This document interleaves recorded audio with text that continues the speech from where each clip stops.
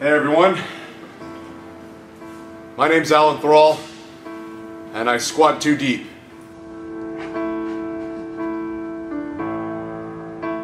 Hey everyone, this video is going to be a bit different than most of my other squat videos on this channel.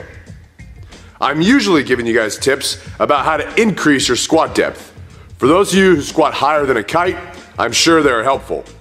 However, I want to talk about why squatting too low is a problem that I have, and what I am doing to fix it.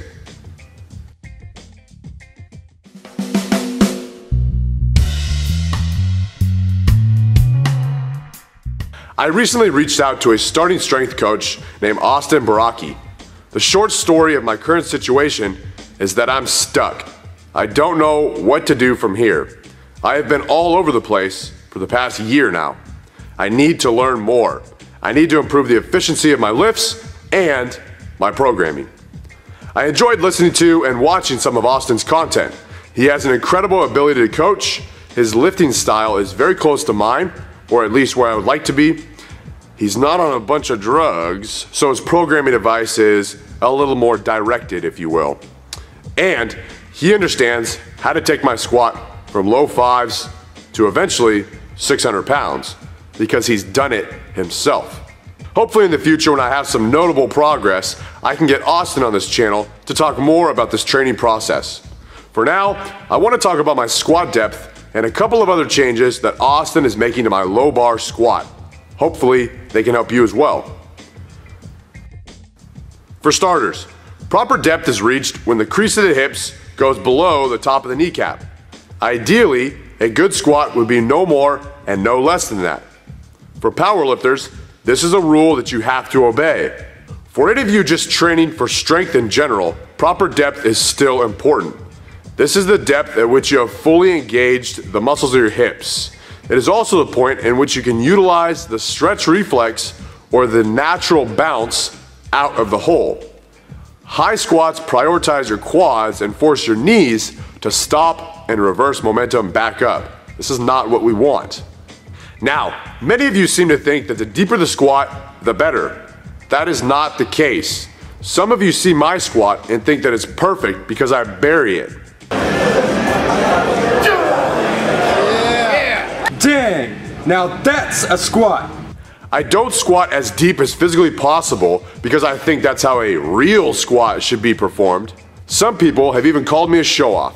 I don't squat that low because I'm trying to prove a point.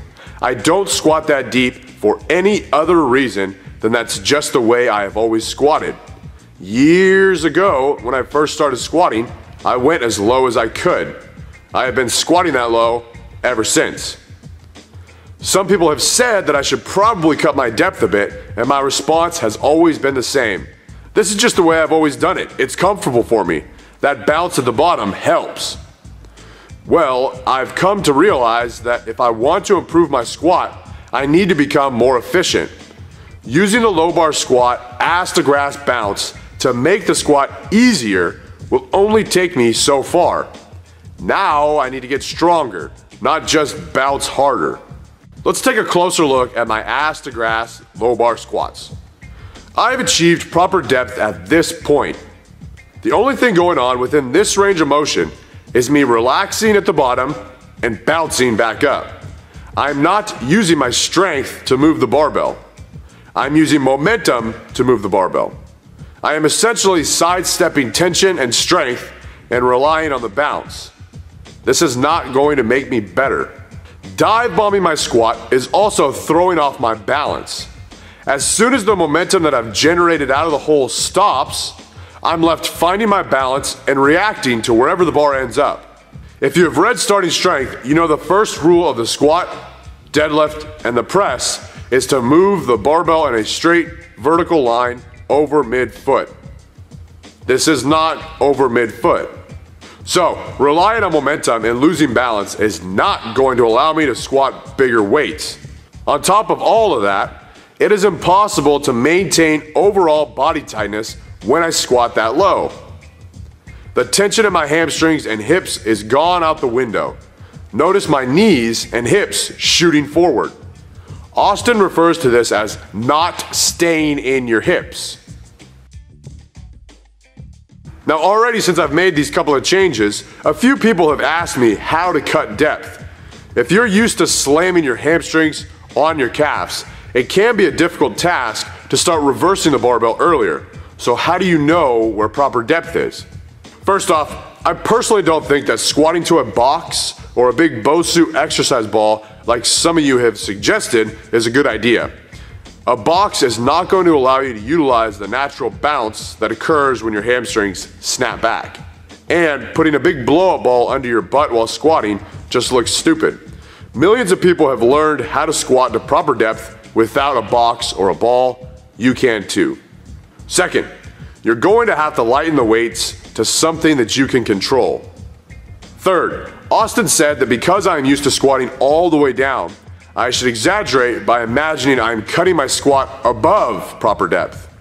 This is exactly what I did, and each rep felt high at first, but the camera reassured me that I was in fact hitting proper depth.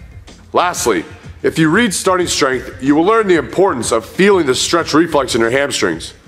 Similar to how you know exactly when to reverse the bar on the bench press without actually having to watch the bar touch your chest, you can feel when it's time.